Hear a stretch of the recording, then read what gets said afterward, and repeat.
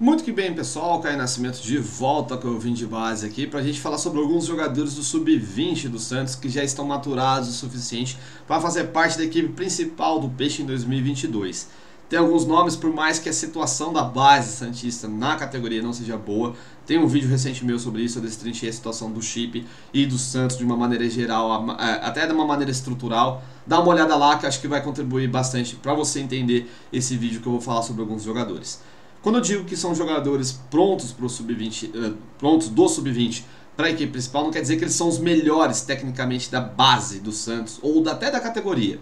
Mas eu estou dizendo até porque quando a gente fala que está maturado, parte física, parte mental e sobretudo parte técnica, né?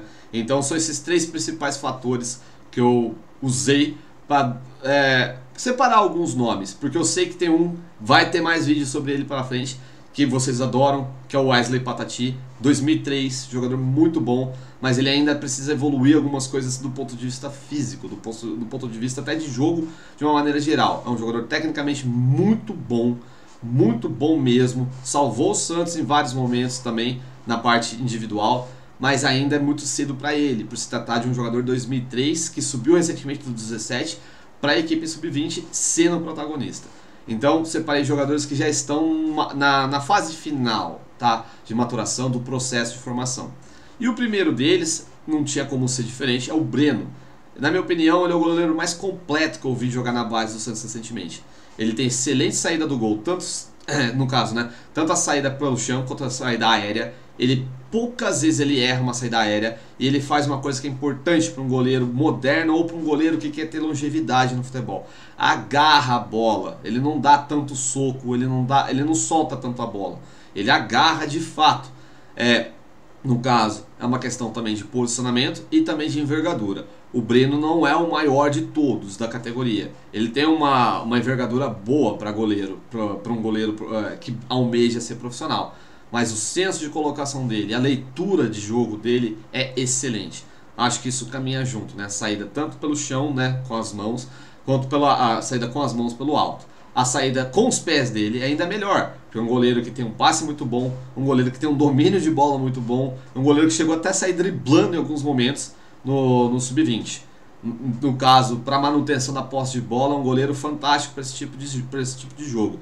Sei que virou piada em alguns momentos, não, ele é bom goleiro porque ele seca os pés, não sei o que.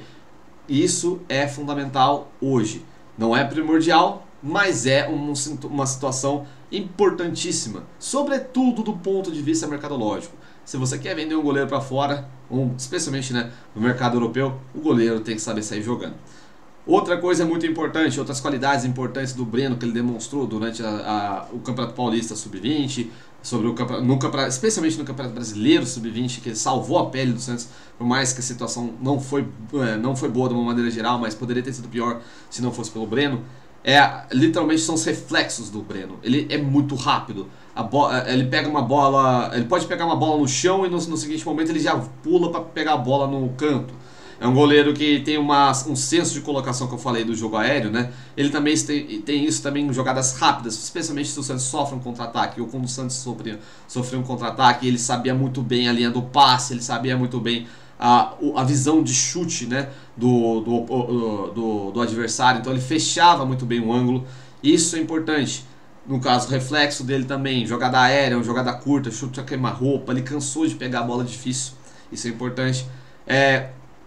Outro detalhe muito importante com relação ao estilo de jogo dele também, é um goleiro calmo. O Santos poderia estar numa situação tenebrosa, estava sendo goleado, o Breno estava calmo. Isso é muito importante, um goleiro calmo e, no caso, concentrado no jogo. Pode ser que, assim, pode acontecer qualquer coisa no futebol, mas desde até do Campeonato Paulista de 2020, né, que o Santos passou até para a semifinal, ele fez uma partida uma partida que foi decidida nos pênaltis, né? Foi 0 a 0 no tempo normal, mas que o Santos passou depois. O Breno foi um grande destaque. Era uma equipe B, né, do Paulista Sub-20, ele não era o goleiro principal, mas acabou se tornando, porque eu acho que o goleiro principal era o Mazotti, da equipe Sub-20 do ano passado, e ele era da equipe B que jogou o Campeonato Paulista. Ele foi incrível, ele foi o melhor jogador do Santos B, do Sub-20 B. E acho que isso serviu de importância para ele, para continuar crescendo. E na minha opinião, foi o jogador mais preponderante para o Santos, mais regular do Santos nessa fase. O goleiro, mesmo de um time que cansou de tomar gol. Muitas vezes não foi por culpa dele. Eu diria que 90% dos gols que ele tomou não foi culpa dele. E ele ajudou a definir resultados ou salvar algumas situações que poderiam ser vexatórias. Outro jogador que eu acho que até tem mais hype do que o Breno, entendo até porque é um jogador de linha e é um jogador que tem sido decisivo. E é um jogador que não é formado no Santos, mas está jogando esse último ano de base dele pelo Santos, que é o Lucas Pires. Veio do Corinthians, não diretamente, né? Ele teve um contrato vencido com o Corinthians, não renovou lá com o time do Parque São Jorge, foi contratado pelo Santos. A priori ele ia ser até só no Sub-23, mas pela circunstância, né, da situação do time no Campeonato Brasileiro, Sub-20, e até no Campeonato Paulista, Sub-20 que ele jogou também, ele acabou atuando, e atuando muito bem. É um jogador tecnicamente muito acima da média. Acho que é o lateral esquerdo mais técnico que o Santos já teve na base, por mais que não seja 100% do Santos. Mas, e até se você for comparar nos últimos anos, e até com os jogadores abaixo, em categorias abaixo, 17, 15, se você for prospectar, não tem um lateral esquerdo tão técnico no Santos quanto o Lucas Pires. É um jogador que ele cansa de dar assistência, ele dá assistência se for passe curto, ele dá assistência se for cruzamento. É um cara que cruza muito bem, exime o cruzador. É um jogador que tem um drible muito bom, um controle de bola muito bom. E até assim, fica até engraçado, porque ele é muito técnico e ele é muito físico. Então é difícil você ter essa combinação, sobretudo na equipe principal. Se você for parar para pensar, os dois laterais esquerdos do Santos são dois laterais pequenos. Laterais que não te ajudam no jogo aéreo. O Lucas Pires pode te ajudar no jogo aéreo. São laterais que no 1 contra 1 defensivo sofrem, porque isso é a física do jogo. O jogador mais forte fisicamente, ele vai ser melhor, ele vai se sair melhor no duelo pela bola. O Lucas Pires poucas vezes perde o duelo pela bola. Ele desarma muito bem também. Ele não é tão bom defensivamente quanto ele é ofensivamente. Mas ele pode crescer muito do ponto de vista defensivo, dependendo do treinador na equipe principal. Vamos só pintar um cenário. Um time com linha de 3 e você dá uma certa liberdade para o Lucas Pires, a situação perfeita para ele. Primeiro, que ele vai estar, né, resguardado por uma linha de 3, não vai ter que se preocupar tanto com a defesa. E no ataque ele é melhor que os 3 jogadores que o Santos tem hoje na equipe principal e todos os outros jogadores que o Santos tem na base hoje. Ele está muito acima da média. É definitivamente um dos nomes que o Santos tem que utilizar a partir de 2022 na equipe principal. Senão vai perder tempo. É um jogador tecnicamente muito bom, fisicamente muito bom e extremamente explosivo. O corredor, né, a lateral esquerda, é dele. Ele passa como um trator, ele passa como um foguete. É difícil pegar ele na corrida.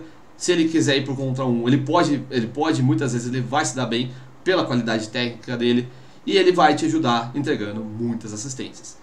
E quem se valeu bastante de algumas dessas assistências foi o Juan, que também não é um jogador do Santos, né? Não é um jogador revelado inteiramente pelo Santos. Ele inclusive está emprestado pelo Flamengo de Guarulhos. É um centroavante alto, forte fisicamente, mas diferentemente de alguns jogadores altos e fortes, sobretudo que o Santos andou revelando, ele é muito técnico, ele tem um controle de bola muito bom.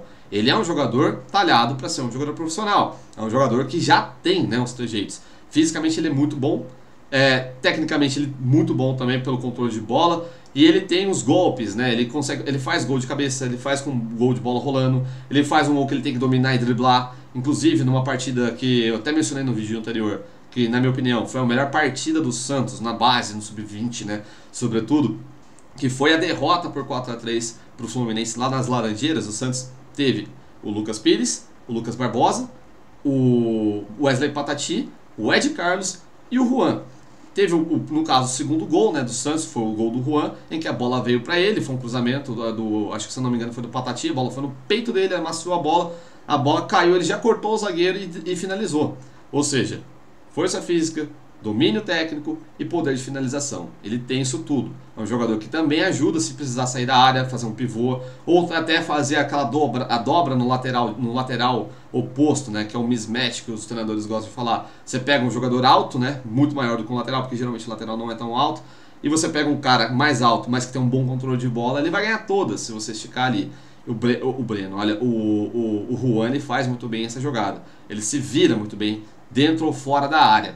Jogador que inclusive chegou até a ser utilizado em um momento específico pelo Chip, né, como ponta, porque não tinha outra opção, o Santos não tinha ponta. Não é o que tem que ser feito, na minha opinião. A área dele é o 9, a função dele é o 9.